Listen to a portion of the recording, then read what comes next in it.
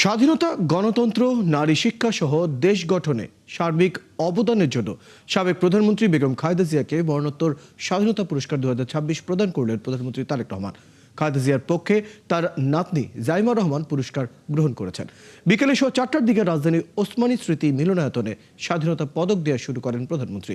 খালেদা জিয়া ছাড়াও জাতীয় পর্যায়ে গৌরবোজ্জ্বল ও কৃতিত্বপূর্ণ অবদানের স্বীকৃতিস্বরূপ দেশে আরও 14 জন বিশিষ্ট ব্যক্তিকে এই পদক দেওয়া হয়। এর মধ্যে মুক্তিযুদ্ধে বিশেষ অবদান রাখায় মেজর মোহাম্মদ আব্দুল জলিলকে মরণোত্তর, বিজ্ঞান ও প্রযুক্তিতে অধ্যাপক জহুরুল করিম, সাহিত্যে আশরাফ সিদ্দিকীকে মরণোত্তর, সংস্কৃতিতে হানিফ সংকেত এবং বশির আহমেদকে মরণোত্তর পুরস্কার দেওয়া হয়। ক্রীড়ায় জোবের রহমান লিনু এবং সমাজসেবায় অবদান রাখায় মরণোত্তর পুরস্কার পান ডাক্তার জাফরুল্লাহ চৌধুরী। এছাড়াও বিশেষ অবদানের স্বীকৃতি হিসেবে 5 প্রতিষ্ঠানকে রাষ্ট্রীয় পুরস্কার স্বাধীনতা পদক দেওয়া হয়। এর আগে প্রধানমন্ত্রী তারেক রহমান সচিবালয় থেকে হেঁটে ওসমানী মিলনায়তনে যান। আওয়ামী লীগ সরকারের সময়ে বিসিএস ক্যাডার নিয়োগে দুর্নীতি ও দলীয়করণের অভিযোগ তদন্ত করে ব্যবস্থা নেবে সরকার। ওই সময়ে রাজনৈতিক হয়রানিমূলক মামলাগুলো প্রত্যাহারেরও কার্যকর পদক্ষেপ নেওয়া হচ্ছে। সংসদকে এসব তথ্য জানিয়েছেন আইনমন্ত্রী ও জনপ্রশাসন প্রতিমন্ত্রী। এদিকে নারায়ণগঞ্জে 300 শয্যার নতুন হাসপাতাল নির্মাণের আশ্বাস দিয়েছেন স্বাস্থ্যমন্ত্রী। আর গাইবান্ধার সুন্দরগঞ্জ ভেঙে নতুন একটি উপজেলা গঠনের আশ্বাস দিয়েছেন স্থানীয় সরকার প্রতিমন্ত্রী। আজ জাতীয় সংসদ অধিবেশনের প্রথম সেশনে প্রশ্নোত্তরে এসব তথ্য দেন তারা। বিস্তারিত জানাচ্ছেন মাহিলা ইসলাম। বৃহস্পতিবার সকাল 10:30টায় জাতীয় সংসদের নিয়মিত অধিবেশন শুরু হয়। এতে অংশ নেন সংসদ নেতা ও প্রধানমন্ত্রী তারেক রহমান। জনাব মোহাম্মদ আবুল হাসনাত। সংসদের 2 মিনিটের বক্তব্যে সদস্যরা নিজ নিজ এলাকার নানান সমস্যার কথা তুলে ধরেন। চুরাগড় উপজেলার 2 অংশের মধ্যে একমাত্র সংযোগ, যেখানে অধিবাসী 2 লক্ষ উপরে। মাননীয় স্পিকার, আমার দাবি হচ্ছে এই আশুগঞ্জকে পৌরসভা ঘোষণা করা হোক। এই দ্বীপ অঞ্চলের মানুষকে যদি বরিশাল যেতে হয়, 4 থেকে 5 ঘন্টা সময় লাগে বরিশাল শহরে যেতে। এ সময় সংসদে প্রস্তাবিত 5টি প্রস্তাবের প্রেক্ষিতে স্বাস্থ্যমন্ত্রী, পানি সম্পদ মন্ত্রী, সড়ক পরিবহন ও সেতু মন্ত্রী নিজ নিজ প্রকল্পের কাজ বাস্তবায়নে তাদের আশ্বস্ত করেন। কক্সবাজার মহাসড়কটি 4 লেনে উত্তীর্ণ হওয়ার জন্য 26 কিলোমিটার ইতিমধ্যে ডিপিপি অনুমোদন হয়ে কার্যকর হতে চলেছে। বাকি অংশ ডিপিপি অনুমোদন হবে, ফিজিবিলিটি স্টাডি চলছে। প্রত্যেকটি উপজেলায় প্রত্যেকটি মাননীয় সংসদ সদস্যের জন্য একটি করে যেন কারিগরি স্কুল স্থাপিত হয়। বিছানা এবং রোগীর সংখ্যানুপাতে এটার রোগীর পরিমাণ দেখে যদি প্রয়োজন মনে করি বা সরকার যদি প্রয়োজন মনে করে, আমাদের মাননীয় প্রধানমন্ত্রীর সাথে আলোচনা ক্রমে মাননীয় সংসদ সদস্যের 200 শয্যার নতুন হাসপাতালটি প্রতিষ্ঠা করার কথা বিবেচনা করা হবে। স্থানীয় সরকার মন্ত্রী মির্জা ফখরুল ইসলাম আলমগীর আশ্বাস দেন গাইবান্ধা জেলার সুন্দরগঞ্জ উপজেলা ভেঙে নতুন উপজেলা নির্মাণের।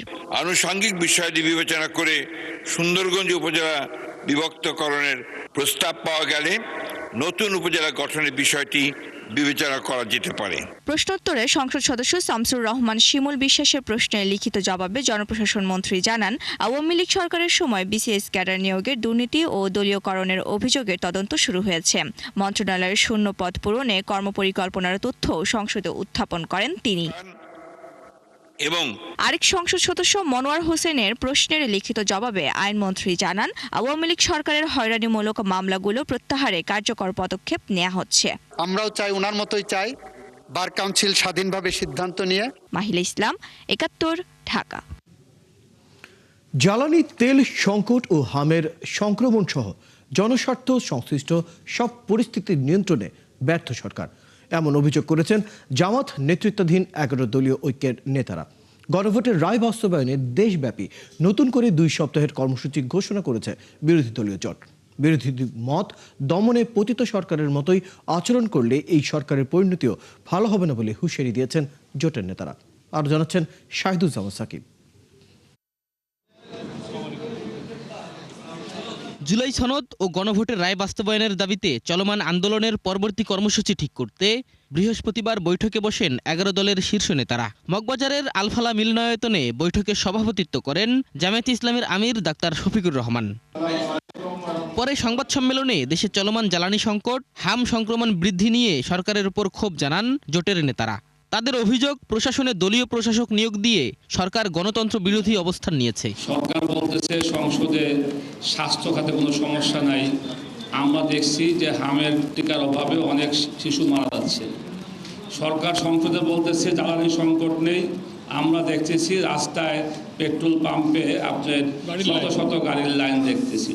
প্রশাসনের মধ্যে যে দলীয় নির্লজ্জভাবে যে দলীয়করণ চলছে, এর বদলি করে ওএসডি ওনাকে পদত্যাগে বাধ্য করা, একেবারে 1-1.5 মাসের মধ্যে একটা ফ্যাসিবাদী স্টাইলে, যার বিরুদ্ধে এতকাল ওনারাই বক্তব্য রেখেছেন, আমরা রেখেছি, সেই কাজ নিজেরাই শুরু। গণভোটের রায় বাস্তবায়নে 11 দলীয় ঐক্যের আন্দোলন দমনে সরকারের হুমকি ধামকি ফেসিবাদী এবং অসাংবিধানিক আচরণের শামিল বলে মন্তব্য করেন জামায়াতের সেক্রেটারি। সেই মোকাবেলার অর্থ রাষ্ট্রীয় ক্ষমতা, রাষ্ট্রীয় বাহিনী, রাষ্ট্রীয় শক্তি, জনগণের ট্যাক্সের টাকা পয়সায় কেনা লাঠি, অস্ত্র, বন্দুক আর বাহিনী দিয়ে যদি জনগণের আন্দোলনকে আবার মোকাবেলা করার সিদ্ধান্ত বা পলিসি তারা গ্রহণ করেন, তাহলে কি পরিমাণ ভুল করবেন সেটা 24শে জুলাই অভ্যুত্থানের আন্দোলন থেকে তাদেরকে আমি শিক্ষা নিতে পারি। গণভোটের রায় বাস্তবায়নে নতুন করে 2 সপ্তাহব্যাপী আন্দোলন কর্মসূচি ঘোষণা করে বিরোধী দলীয় এই জোট। বিভাগীয় সদরগুলোতে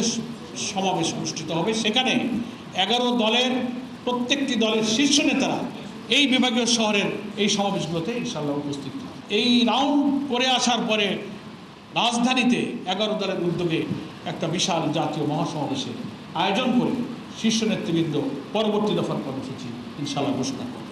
শাহেদুজ্জামান সাকিব, 71, ঢাকা। দর্শক, রাজধানীর ওসমানী মিলনায়তনে চলছে স্বাধীনতা পুরস্কার 2026 অনুষ্ঠান। সেখানে কথা বলছেন প্রধানমন্ত্রী। আমরা সরাসরি যুক্ত হচ্ছি সেখানে। বীর শহীদদের অত্যন্ত শ্রদ্ধা ভরে স্মরণ করতে চাই, যাদের আত্মত্যাগে আমাদের স্বাধীন সার্বভৌম এই প্রিয় বাংলাদেশ, মুক্তিযুদ্ধে যারা আহত হয়েছেন, পঙ্গু হয়েছেন, সেই সকল আহত পঙ্গু মুক্তিযোদ্ধাদের প্রতি আমার গভীর শ্রদ্ধা এবং সম্মান। তাদের উদ্দেশ্যে বলতে চাই, আপনাদের এই সাহসী ভূমিকা এখনো বাংলাদেশের স্বাধীনতা প্রিয় মানুষের জন্য প্রেরণার উৎস। 1971 সালের স্বাধীনতা অর্জনের যুদ্ধ থেকে শুরু করে 2024 সালে দেশ এবং জনগণের স্বাধীনতা রক্ষার যুদ্ধ, এভাবে দেশের প্রতিটি ক্রান্তি লগ্নে যারা জীবন দিয়েছেন, আহত হয়েছেন, নির্যাতন নিপীড়নের শিকার হয়েছেন, তাদের প্রতি বিনম্র শ্রদ্ধা। বাংলাদেশের সবচেয়ে গৌরবময় পুরস্কার স্বাধীনতা পুরস্কার। এটি বাংলাদেশের সবচেয়ে গৌরবজনক রাষ্ট্রীয় সম্মান। স্বাধীন বাংলাদেশের বিভিন্ন ক্ষেত্রে যারা দেশ এবং জনগণের জন্য স্মরণীয় অবদান রেখেছেন কিংবা ইনশাআল্লাহ ভবিষ্যতে রাখবেন, তাদেরকে রাষ্ট্রীয় সম্মাননায় ভূষিত করতে বাংলাদেশের স্বাধীনতার ঘোষক শহীদ রাষ্ট্রপতি জিয়াউর রহমান 1977 সালে স্বাধীনতা পুরস্কার প্রবর্তন করেছিলেন।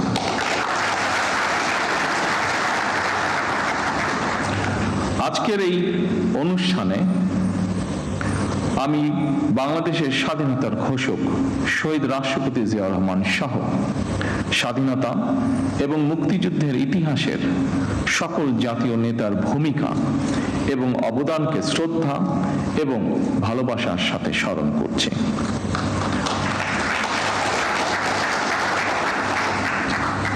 আমরা যদি হীন দলীয় স্বার্থে আমাদের ইতিহাসের জাতীয় নেতাদের ভূমিকাকে শ্রদ্ধার সঙ্গে স্মরণ করতে কার্পণ্য করি, তাহলে ভবিষ্যতের ইতিহাস আমাদেরকেও ক্ষমা করবে না। আমি বিশ্বাস করি, ঐতিহাসিক সত্য মেনে নিতে দ্বিধা চিত্তে থাকা হীনমন্যতার পরিচয়। সম্মানিত উপস্থিতিবৃন্দ, স্বাধীনতা, মুক্তিযুদ্ধ, বিজ্ঞান ও প্রযুক্তি, চিকিৎসাবিদ্যা, শিক্ষা, সাহিত্য, সংস্কৃতি, ক্রীড়া, পল্লী উন্নয়ন, সমাজসেবা, জনসংখ্যা নিয়ন্ত্রণ, জনপ্রশাসন, গবেষণা ও প্রশিক্ষণ এবং অন্য কোনো ক্ষেত্রেও যারা গৌরবোজ্জ্বল ও কৃতিত্বপূর্ণ অবদান রেখেছেন, এমন ব্যক্তি, গোষ্ঠী, প্রতিষ্ঠান এবং সংস্থাকে প্রতি বছর দেশের সর্বোচ্চ জাতীয় পুরস্কার স্বাধীনতা পুরস্কার এ ভূষিত করা হয়। চলতি বছর স্ব ক্ষেত্রে কৃতিত্বপূর্ণ অবদানের জন্য সরকার 15 জন বিশিষ্ট নাগরিক এবং 5টি প্রতিষ্ঠানকে স্বাধীনতা পুরস্কারে ভূষিত করেছে। দেশে গণতন্ত্র প্রতিষ্ঠা এবং নারী শিক্ষা সহ দেশ গঠনে অসামান্য অবদানের জন্য বেগম খালেদা জিয়াও এবছর মরণোত্তর স্বাধীনতা পুরস্কার পেয়েছেন। আরো কয়েকজন বিশিষ্ট নাগরিকের সাথে স্বাধীনতা পদক প্রাপ্ত সকল গুণীজন এবং প্রতিষ্ঠানকে আমি আমার নিজের এবং দেশ ও জনগণের পক্ষ থেকে আন্তরিক অভিনন্দন এবং মোবারকবাদ জানাই। দেশ এবং জনগণের জন্য বিভিন্ন ক্ষেত্রে আপনাদের এই অবিস্মরণীয় অবদান বাংলাদেশকে করবে সমৃদ্ধ। আজ এবং আগামীর বাংলাদেশে প্রজন্মের পর প্রজন্ম ধরে আপনাদের এইসব অবদান প্রেরণার উৎস হবে বলে আমি বিশ্বাস করি। বাংলাদেশের গণ্ডি পেরিয়ে স্ব ক্ষেত্রে আপনাদের অবদান এবং সফল কর্মগুলো অদূর ভবিষ্যতে বিশ্ব দরবারেও সমাদৃত হবে বলে আমরা দেশবাসী বিশ্বাস করি দৃঢ়ভাবে। সম্মানিত সুধীবৃন্দ, অসংখ্য প্রাণের বিনিময়ে আমরা একটি স্বাধীন বাংলাদেশ পেয়েছি। সেই বাংলাদেশটি এখন 55 বছর পার করে ফেলেছে। এত বছরেও আমাদের যেমন অনেক প্রাপ্তি রয়েছে, অপ্রাপ্তিও কিন্তু কম নয়। সুতরাং আমাদের প্রত্যাশিত স্বনির্ভর সমৃদ্ধ বাংলাদেশ গড়তে হলে প্রতিশোধ, প্রতিহিংসা কিংবা অযথা বিতর্ক নয়। শহীদ রাষ্ট্রপতি জিয়াউর রহমান বলতেন, জাতীয় ঐক্য আমাদের শক্তি, বিভাজন আমাদের দুর্বলতা। সেই কথা স্মরণ করেই বলতে চাই, আমাদের পথ মত ভিন্ন হতে পারে, আমাদের মধ্যে বিভিন্ন ইস্যুতে বিতর্ক বিরোধ থাকতে পারে, তবে আমাদের মধ্যেকার বিতর্ক বিরোধ যেন শত্রুতায় রূপ না নেয়।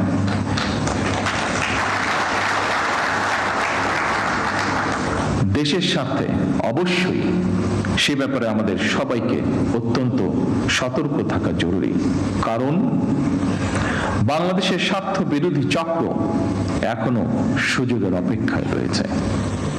সম্মানিত সুধীবৃন্দ, সম্মানিত সভাপতি, দুর্নীতি দুঃশাসনে পর্যদস্ত একটি ভঙ্গুর অর্থনীতি, দুর্বল শাসন কাঠামো আর অবনতিশীল আইন শৃঙ্খলা পরিস্থিতির ভেতর দিয়ে নতুন সরকার যাত্রা শুরু করেছে। আইন শৃঙ্খলা পরিস্থিতির উন্নয়ন, দুর্নীতি নিয়ন্ত্রণের মাধ্যমে জনজীবনে শান্তি নিরাপত্তা ফিরিয়ে আনাই হচ্ছে আমাদের সরকারের অন্যতম প্রধান অগ্রাধিকার।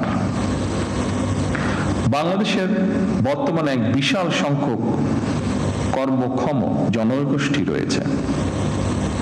কর্মক্ষম এই জনগোষ্ঠীর জন্য কর্মসংস্থান তৈরির এই মুহূর্তে হচ্ছে বড় চ্যালেঞ্জ। শুধু অর্থনীতি নয়, ফ্যাসিবাদী শাসন আমলে আমাদের শিক্ষা ব্যবস্থাও বিপর্যয়ে নেমে এসেছিল। এমনকি ইন্টারিম গভর্নমেন্টের সময়ও শিক্ষা ব্যবস্থায় শৃঙ্খলা ফেরেনি দুঃখজনকভাবে। বর্তমান প্রতিযোগিতামূলক বিশ্বে টিকে থাকতে হলে দেশের শিক্ষা ব্যবস্থাকে আধুনিক এবং অবশ্যই কর্মমুখী করতেই হবে। শিক্ষা ব্যবস্থাকে বাস্তবমুখী করার কাজটিও আমরা শুরু করেছি।